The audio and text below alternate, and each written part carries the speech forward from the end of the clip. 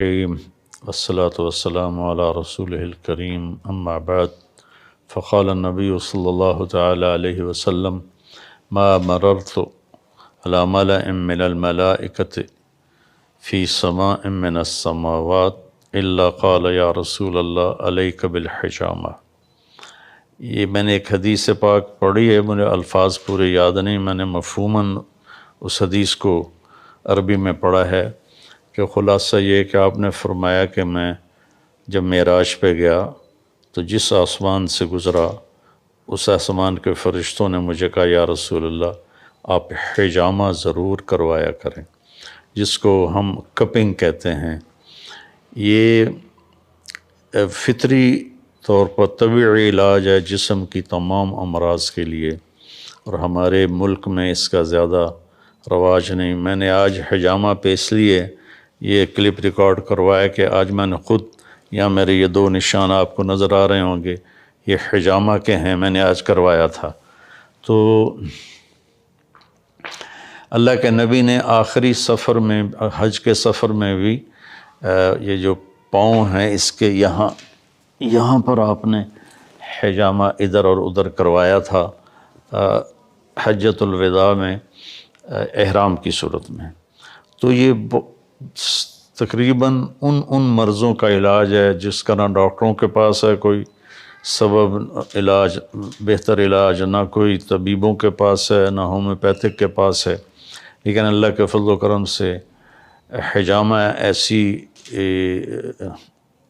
یہ اللہ کے نبی کی بتائی ہوئی خوبصورت بات ہے کہ میں سب سے جو بھی سن رہے ہیں، نوجوان ہیں، بڑے ہیں، درمیانی عمر کے ہیں، بڑی عمر کے ہیں، مرد عورت، وہ اب تو جگہ جگہ حجامہ سینٹر کھلے ہوئے ہیں، تو اچھی طرح تحقیق کر کے یہ ضرور کروایا کریں کہ اس سے اللہ کے نبی کو نصیحت کی گئی کہ یا رسول اللہ حجامہ ضرور فرمائیں۔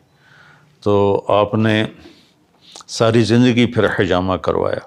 ایک دفعہ آپ نے حجامہ کروایا تو اس سے خون جو نکلا وہ ایک پیالے میں ڈال رہا تھا حجام، تو آپ نے عبداللہ بن زبیر کو دیا کہ جاؤ باہر دفن کر کے آ جاؤ۔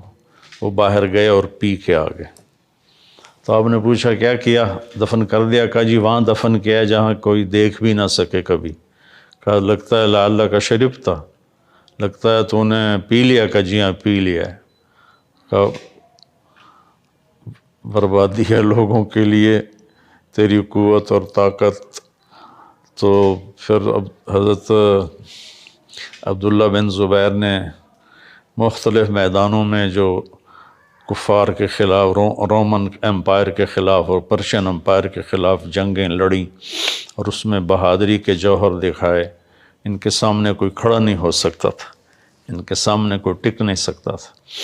اور جب عبد الملک ابن مروان اموی نے ان پر حملہ کروایا تو 3000 لشکر کے ساتھ حجاج مکے پر چڑھائی کی، تو ان کے ساتھ صرف 18 آدمی رہ گئے تھے، باقی سارے چھوڑ گئے تھے۔ 18 آدمیوں کو لے کر 3000 کے لشکر کو فجر کی نماز سے لے کر عصر کی نماز تک روکے رکھا، حرم میں داخل نہیں ہونے دیا ان کو۔ اتنی اللہ نے طاقت دی تھی ان کو، اور دونوں ہاتھوں سے لڑ رہے تھے، دونوں ہاتھوں میں تلوار تھی، اور 72 سال عمر تھی اس وقت جب انہوں نے 3000 کے لشکر کو روکے رکھا عصر تک۔ تو پھر حجاج نے کہا کہ یہ ویسے قابو میں نہیں آئے گا، پتھر مارو کوئی۔ تو زمانے کی توپیں ہوتی تھی جو پتھر پھینکتی تھی۔ تو جہاں آج کل